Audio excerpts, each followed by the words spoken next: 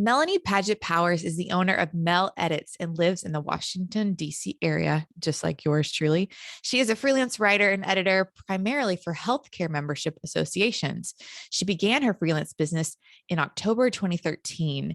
She comes from a journalism background. She has a journalism degree and was a previous reporter for a newspaper in her home state of Indiana.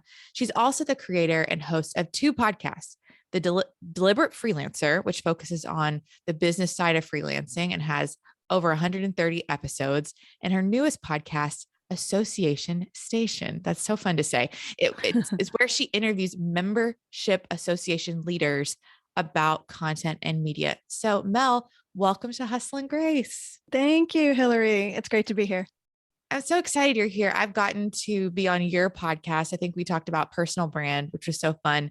And we've just connected as, fellow members of the DMV. You live in Maryland, I live in Virginia, but we're still part of the same community.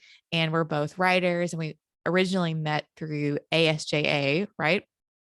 So I just want to start by letting the listeners get sort of a glimpse and a picture of what your career journey has been so far, because for me, I was sort of always an independent contractor to some degree, starting, really, I even started in college doing independent contracting, writing and that kind of thing. But for you, your story is a little bit different. So can you tell us how you got to where you are now?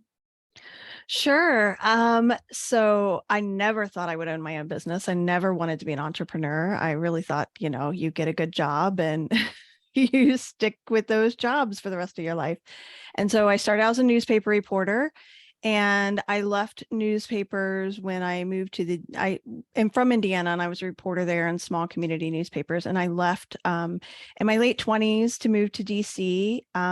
Newspapers were still going strong at the time, but it was a wake up call that you make no money and you work all the time. And I had no social life in my hometown. So I moved to DC, where my best friend lived and I had visited before. And it really spoke to me as someone really interested in journalism.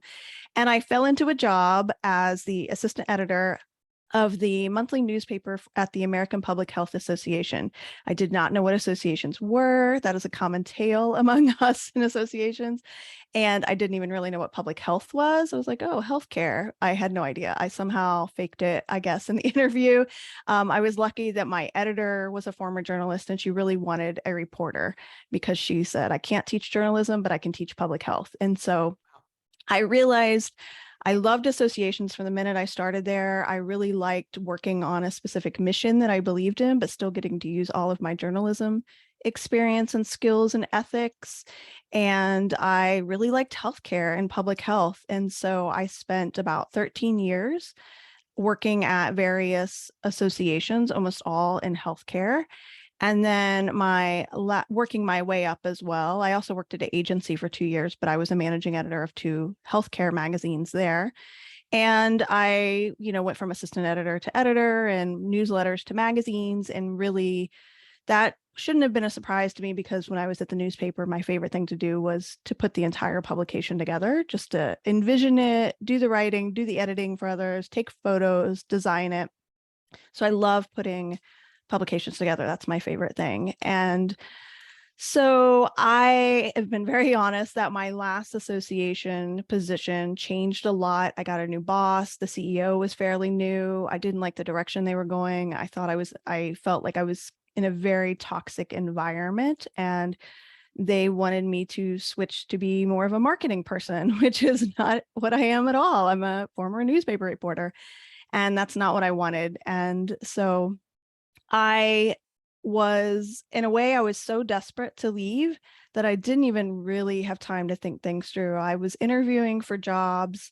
It was no coincidence that I was about to turn 40.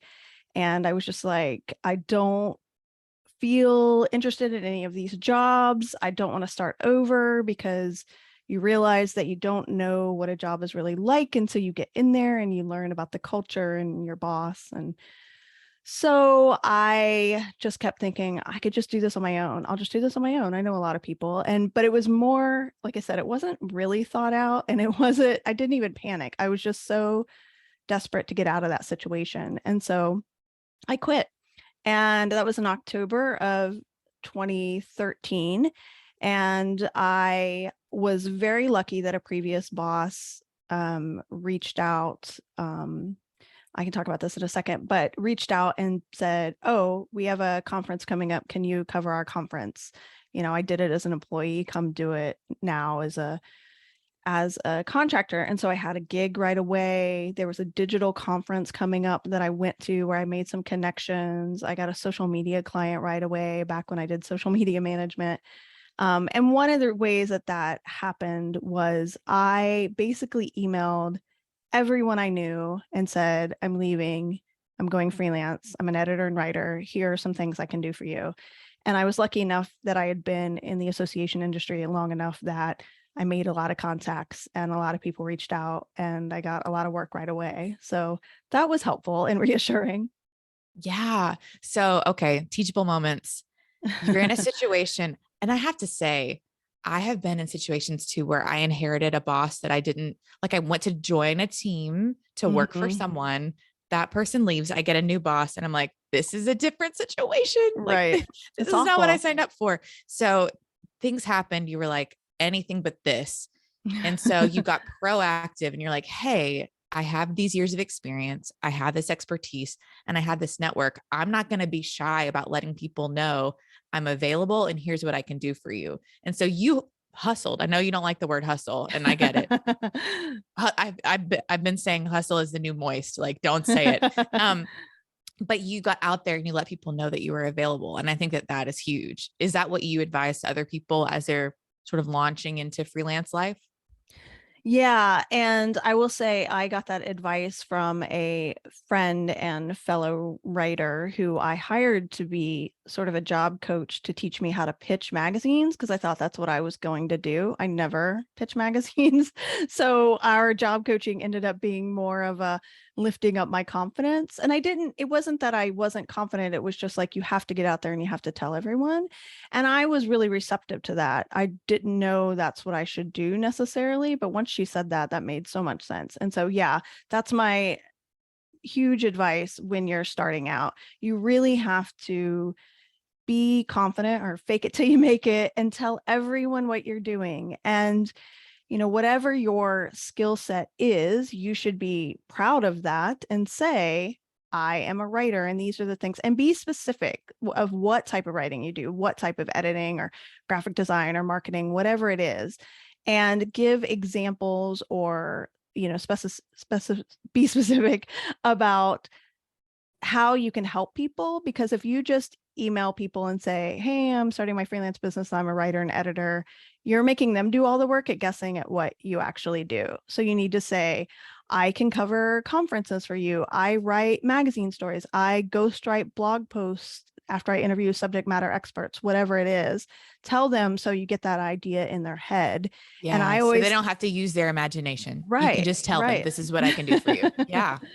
And then I That's always amazing. say, ask, how can I help you? It's not about you in their mind. They don't care that you need Need a work gig. or you need money or you need to pay the mortgage or the rent. It's how can I help you? Are you feeling overwhelmed? Are there areas that you need to, it's been on your to-do list forever that you've not gotten to? Maybe I can help with that. Yeah, that's great. I've done a little bit of freelance career coaching and I've seen with my particular clients, they've been in the sort of situation where they've got a day job. They don't have to, they're not so eager to get out of it like you were, but Mm-hmm. they need a little bit of runway to launch their freelance business. And so I tell them, work in the margins, work when other people are Netflixing and chilling. You know what I mean? Like, so what is your advice on making that transition or that leap? And because I think everybody has to have some sort of cushion if Mm-hmm. possible, Mm-hmm. whether it is savings or working both for a little while or getting contracts signed before you make the leap. So what are your thoughts on that taking the leap from, Mm-hmm. full-time employee to out on your own? Mm-hmm. Yeah, I would definitely encourage you to have a plan, write it down. It's not really a plan if it's all in your head and it's all kind of fluffy up here and you don't think about it. Um, And if you're in the US, the reality is you have to figure out health insurance. Maybe you're lucky enough to have a partner that brings in health insurance, and that's great. Then, you've probably got that figured out. But a lot of us aren't in that situation. And you're going to have to figure out health insurance. That's important. And also having some savings in the bank, it's difficult. I had savings already because I was just in a place in my life where we had some savings, but, it wouldn't have lasted if I'd gotten no work in 3 months, but I kept telling myself, I'll get some work. Like, it's not like I might not hit my goal, but it's not going to be zero for 3 or 4 months. It'll be something. And, every little bit will help. So I also think that it helps if you set a date. So if you're working at your job and you want to go freelance and you're doing some work on the side, if you might just keep doing that forever, or just telling yourself, oh, okay, when the time is right. And so I think that it helps to say, oh, whatever that date is for you, if it's 3 months or 6 months or a year, on this date or at this month, I'm going to quit my job and I'm going to launch. And also get things set up, start to look at, I didn't set up my tax situation. I'm not an LLC. If I had to do it all over again, I probably would have set up, I go by Mel Edits, but it's not an LLC. I probably would have set it up as LLC and got an accountant and kind of set all that up ahead of time. I did create a website ahead of time, and I had business cards because I had a conference I was going to. That was the impetus for that. But I would say I'd set up that marketing stuff as well. That's super smart. One thing that I think is interesting about your business and really just your career is that, a lot of writers just like do the writing thing, but you've also launched a podcast. And I think maybe in one of our first conversations ever, you were telling me about how you were noodling on a podcast idea. And I think I even said like, I have one coming out next month or something like that, or maybe it had just launched.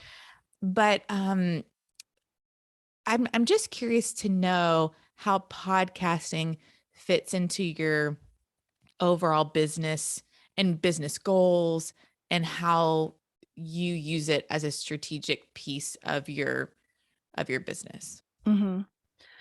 Well, I love podcasts. I think I started listening around 2017, which was late for some and early for others. And I just started getting this idea that I could do this, and I wasn't really sure what the idea would be. And it really was a passion project in the beginning. It still is in a way.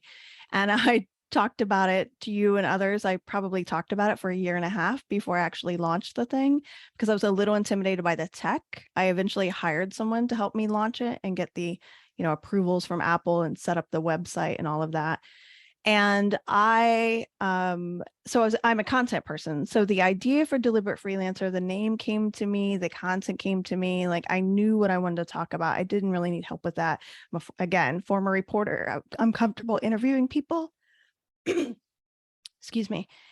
And I really, again, just wanted to do it because I'd heard so many freelancers who had this idea that they were quote unquote just a freelancer, and that they didn't really seem to have the confidence, and they kind of took whatever work came their way, and they really didn't think of themselves as a business. And I really wanted to change that mindset and encourage everybody to think of their freelance career as building a successful business. I'm gonna have to take a drink. Sorry about that. Sure.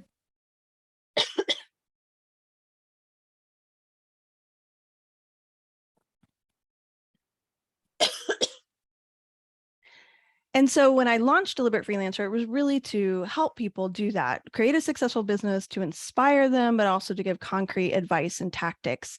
And it doesn't make any money. It was not directly, and it was never really a marketing tool because it doesn't target my potential clients. I always joked for years that, hey, if I was smart, I would have created a podcast that targets my clients, but I didn't. I target other freelancers.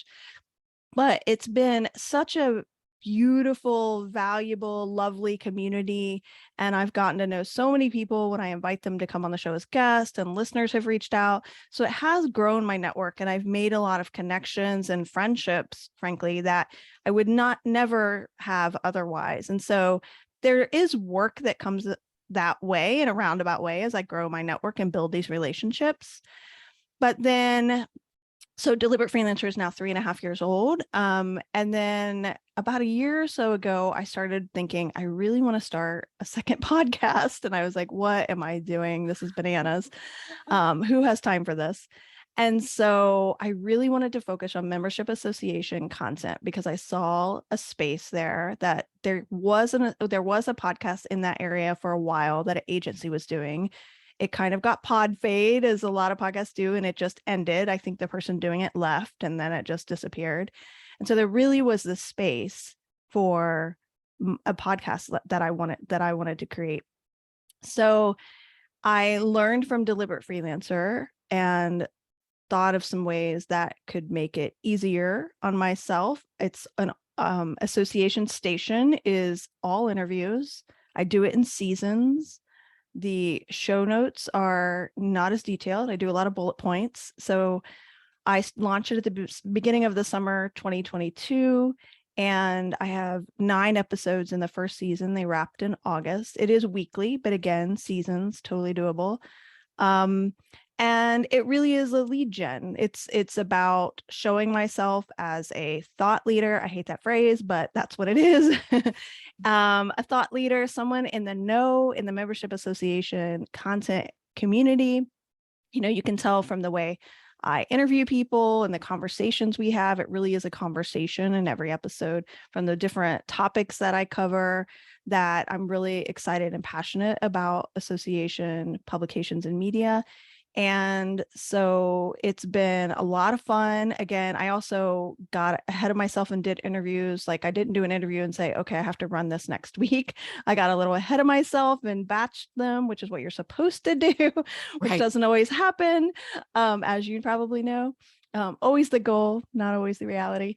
But so that one is going really strong. And I went to 2 association conferences this summer where I was able to promote the podcast and talk to people about it, and also look for guests.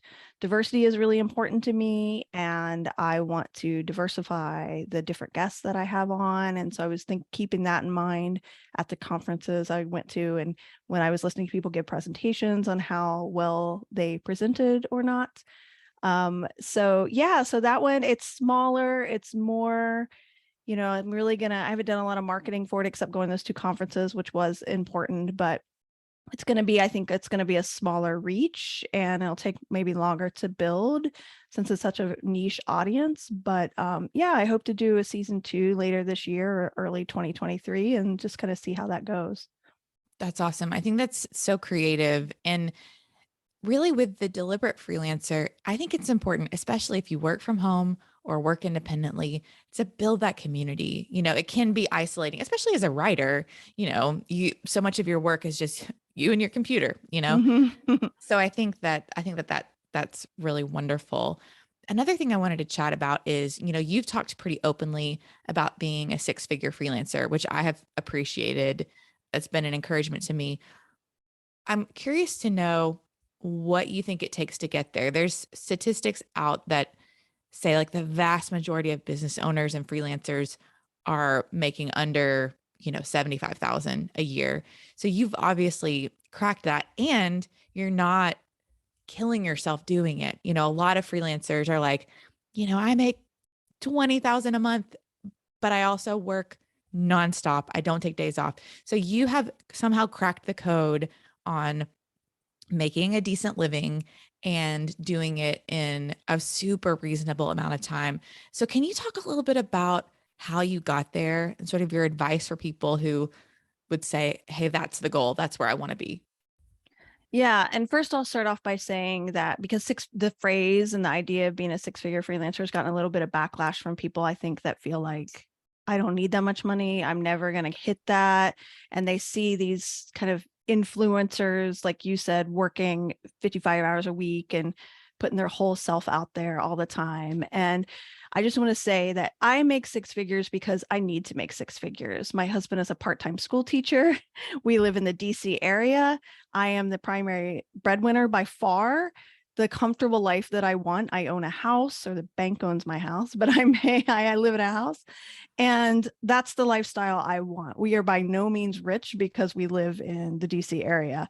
If I made under six figures, we'd be struggling. If I still lived in my hometown of Indiana, I would not need to make six figures at all. And maybe I wouldn't strive for that. So set whatever financial goal you need and you want, and also the goals that also allow you to live your life. As you mentioned, I don't even work 40 hours a week. I think that I preach against that. That is based on factory work at the turn of the 20th century. And, it's never was meant to be people sitting at a computer for 40 hours a week. So I do time tracking, which shows I work anywhere from 24 to 28 hours a week. And that includes all of my marketing and all of the unpaid work as well. And I've made everything. Yeah. What's that? Podcast and everything. Everything Everything. is Okay. 24 to 28 hours a week. And that's actual work. I'm starting to consider I need to sort of track how much I'm actually sitting at my desk, because all the time I'm doing nonsense, like scrolling through Facebook or whatever. So maybe I need to track that part too. I haven't. But I will say, again, I was very lucky. I started off at six figures in the beginning. Now, that's because, again, I had this huge network of this very niche association industry. Most associations are in DC. I had a lot of connections. I told everyone I knew, as I said, that I was doing this. So I had a lot of work in the beginning. And you had what, like 15 years of experience at that point? Yeah, exactly. Yeah, I'd been 20 years out of college, 18 years out of college, 13 years at associations. And so that's not going to be someone's situation if they're starting out at 23, 24, 25 years old. But I will say what I preach on my podcast, Deliberate Freelancer, it's really about having a business mindset. You are a business. You need to set what kind of work you want to take. You need to set your rates. You need to learn how to negotiate. This is all difficult. It's still difficult for me. I hate negotiating. I hate it when someone says your rate might be too high. Let's talk about it. I hate creating the proposals and trying to figure out that project rate and wondering if it's too high. But it's so important to get to that place, to really strive to get there. It's where you can choose the work that you want to do, and you can set the rates. It's really important to market and network. The freelancers I know, even people who have been very successful in their careers, when they go freelance and they do not like the marketing and the networking and the reaching out to people and constantly letting people know what they do, I've seen those freelancers go back to being an employee, because those connections that they might have had when those clients go away, they have no strategy for getting new clients. And I think you do need to embrace that part. Listen, a lot of people hate the words marketing and networking. I call it relationship building. I love writing. I love editing. I love journalism. I love associations. I can talk about those things all day long. So you should be doing something that you're passionate about. And then if you're passionate about it, you should be able to talk about it. And having those conversations shows that you're an expert in that area. And so as you start to have those conversations, I think it really just shows organically, like, oh, I know what I'm talking about. So I don't know if those are concrete tips, but I think you really have to embrace all the things that come along with you are a business owner and you are in charge of this.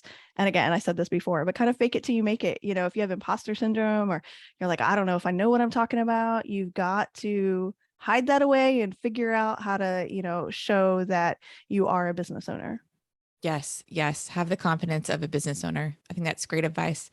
Mel, where can people find you online and maybe in their podcast feed? Sure. So Deliberate Freelancer connects to my website. You can go to deliberatefreelancer.com. There's over 130 episodes available there. You can scroll through and see what you like. Association Station and Deliberate Freelancer on all the podcast apps. So whatever you like, it's on Spotify and Google and everything. And I'm on Twitter all the time. I always say that at Mel Edits. And I've been doing more and more on LinkedIn over the last year or so. And so I'm finding a whole different community on LinkedIn that I'm really enjoying. So you can find me there. Right on. Awesome. Thank you, Mel. Thanks, Hillary.